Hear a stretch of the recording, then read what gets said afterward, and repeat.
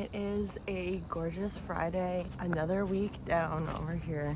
I am thinking just so hard about my faith and spirituality recently. One of the foundational tenets in my therapy practice is, I don't know if I made this phrase up, I probably didn't. I had never really heard it anywhere else. I always call it client-led spirituality because I think that faith and spirituality are so important. I work with clients from a range of different spiritual and faith beliefs. I even work with fundamentalist evangelicals, like the religion that I grew up in, because I think that there is still a lot to draw from and a lot of powerful healing that you can get from leaning on God and praying and just kind of like drawing on your spiritual beliefs. Religion and theology are so interesting to me, and they're topics that I think about a lot and seek out more information about and sometimes talk about and make videos about. And one thing I've been thinking about a lot recently is how much I hesitate to call myself a Christian, even though in my heart I believe that I am a Christian. It's so weird. It's such a weird place to be. And I know I've talked to other Christians who have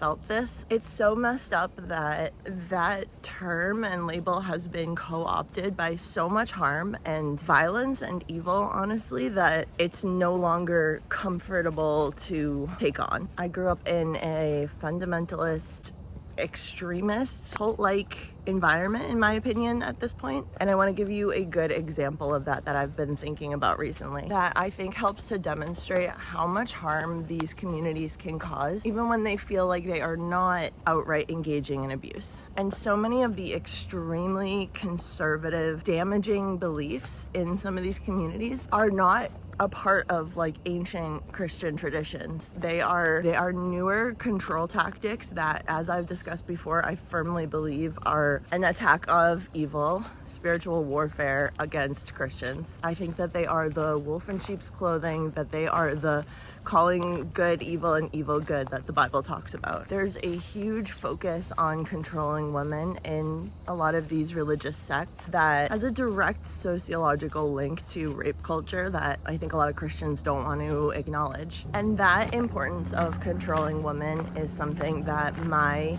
fundamentalist caregiver really bought into. I lived with this caregiver somewhere between the ages of about 6 and 11, so that's where all of these stories are taking place for me. And the amount that I was criticized during that time for being immodest as a little tiny child makes me want to like laugh until I cry. It's absolutely ridiculous and so damaging for so many reasons. And a huge part of the reason that I feel like I almost refuse to buy into those concepts of modesty at this point, I refuse to feel shame about my body and feel like I need to hide it. I feel like in a lot of ways I'd rather do the exact opposite. And maybe that'll change one day, I don't know, but the importance placed on controlling women in their bodies is not from God and is not appropriate. So one day I was wearing a dress as we were preparing to go to church, and to my memory, this dress already went past my knees, was handmade by another member of the congregation, and yet my grandmother saw me and just said that I needed to wear tights under this dress because it wasn't modest enough. And I said, why? And she said, it says so in the Bible. And my aunt, bless her heart, came tearing into that room and said, chapter and verse right now. Give me the chapter and verse that says that this 8-year-old needs to put tights on under her dress. Another time that I've been thinking about recently is when this caregiver wanted to make sure that I was covered literally from neck to ankle because my uncles were coming over, and lest I cause them to stumble, again, as like a 10-year-old. These messages I now feel like are creepy and disturbing and extremely harmful both to the men and women in these communities. So as a child who had already been through sexual assault, you can imagine how easy that was to internalize and believe. It's not hard to understand the implication that I would have picked up from that anytime I was assaulted, I must have done something to call that upon myself, that I must have done something to cause those adult men and much older boys to act poorly. And these are the harmful messages that I hold these whole communities responsible for, because say that you're not somebody who believes that almost ritualistic childhood abuse should be sanctioned, or that victims of SA should be the ones that should be held accountable. Even if you don't consciously believe those messages, you are propping up and perpetuating a system that does send those messages. And when those kind of messages are the focus of your Christian experience and your congregation over things like helping those in need and calling out oppressive systems of power, which if you read the accounts of Jesus Christ and who he was,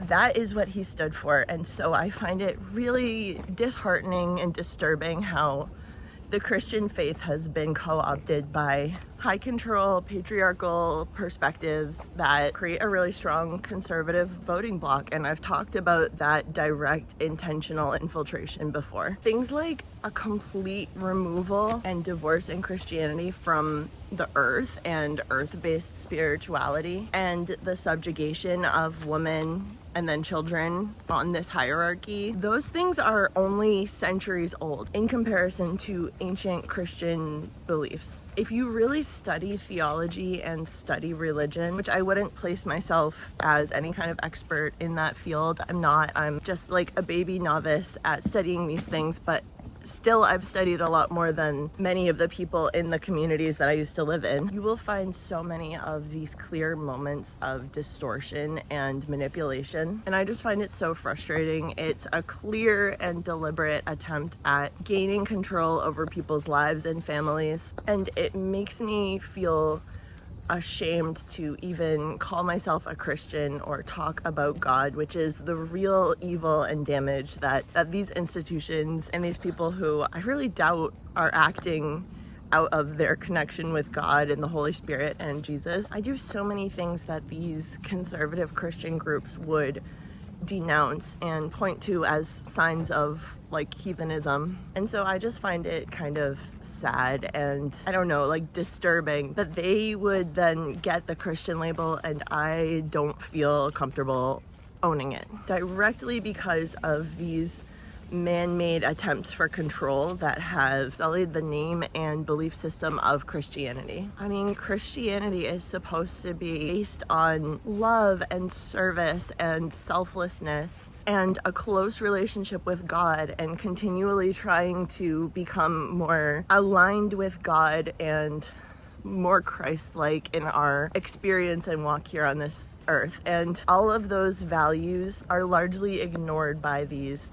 high control religious groups, to the point that a lot of those sects have become about control and sanctioned violence. There have always been people who used God's name in vain and used the Christian faith to excuse and permit horrific acts. Like if you think about those doctrines that started to randomly and arbitrarily, based on the word of humans, sanctioned killing and holy wars and everything. I feel like that era is where so much of this started to go wrong, and where people started to believe that God would speak to them through men that were desperate to hold on to power, and those individuals were able to distort and warp God and God's will to such a degree that it's seeped into the average Christian's beliefs and views to a degree that I don't feel comfortable identifying with them. And that really just sucks and feels really bad. It's just really sad and damaging, and it's driven so many people away from God. It's hurt their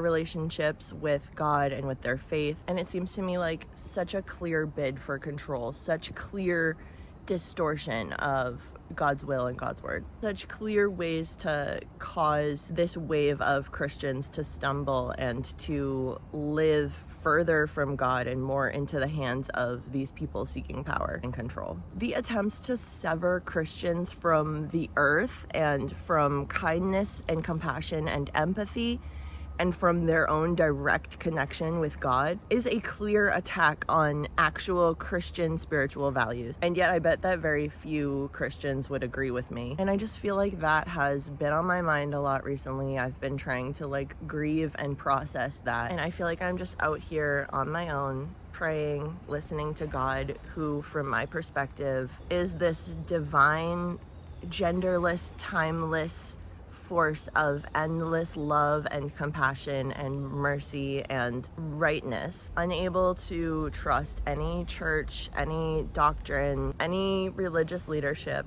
And it's just so heartbreaking. I find it so disheartening how much religion has been taken over by evil.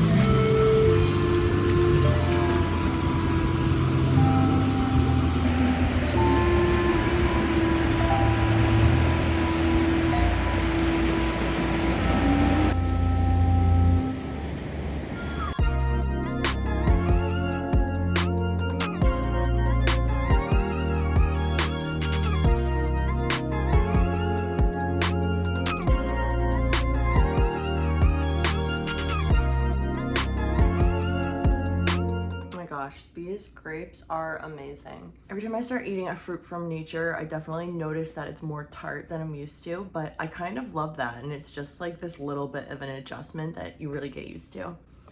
The skin on these is really tough too, and they have seeds, so I'm cutting them up right now to put in some chicken salad. Keep eating them along the way. They really remind me of that like Welch's grape jelly kind of a thing. It makes me want to prepare next year and maybe make some into jelly and can it. I think that would be so cool. But in the meantime, I am just cutting it. I'm taking the seeds out and then putting it in here where I'm gonna mix it with the other ingredients for this chicken salad. To my surprise, there is a cat up there eating the cat food I left out for the crows. I guess that makes sense. Eat up, little kitty.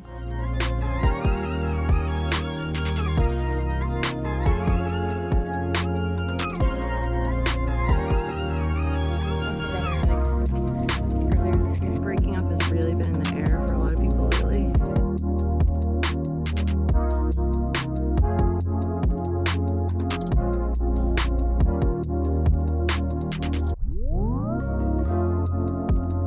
You like all of them on the branches over there?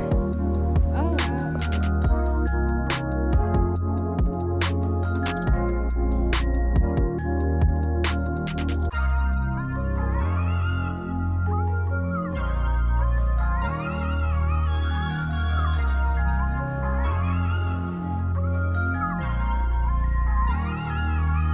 So this past weekend, Garrett and I started watching a docu-series called Shiny Happy People. I feel like it's kind of hit this hornet's nest of trauma for me, which is fine. I actually feel like I can handle that so much better than in the past after all of the, trauma healing things I've been through. But I had such a strong reaction even just to the introduction. Like, I didn't know if I was going to be able to watch it. It is so unbelievable to see the way of life I had from those ages of 6 to like 11 and off and on before then, depending on when I was spending weeks or however long at a time with my grandmother. And it's also a lot of the way of life that my mom experienced and like a strong trigger for so many of the mental health things that she has dealt with that contributed to me constantly not being able to live with her. It is so crazy and also more than a little cathartic to see that way of life exposed and to understand that people thought that this shit was crazy. It has been crazy in recent years. In recent years, as more people have found out about these fundamentalist Christian cults, I would call them, I have had like my heart broken, and also just so much healing from realizing that people don't even find this stuff normal. I don't feel like it's really sunk in so much as watching this documentary with my husband and seeing his totally different reaction to realize how not normal a lot of people see these beliefs and actions and rituals. But it was definitely hard to watch. It was very much my experience that there is rampant child sexual abuse happening in these communities, rampant domestic violence, and it's all kind of covered up, and then you're also gaslit into being told that these are the most holy men among you, and this is kind of God's order for the world. And it's deeply fucked up and traumatizing. I feel like it's just another layer of peeling back that belief that everybody everywhere is a predator, and to see that a lot of people actually don't think that that's normal and that that's just something to expect in their communities. I just find so healing and cathartic, because I think there's a lot of trauma in just the message that this is pretty normal and kind of inconsequential when it comes to the war of good and evil, because these are all men that God's chosen, and you really should just, and the message is you really shouldn't, you know, do anything to interrupt or jeopardize their spiritual path or their path of leadership. So I feel like seeing this, in my opinion, good essay-like explanation of why these things are so prevalent in these really closed Christian communities, I felt like it was just really powerful and cathartic to watch. But at the same time,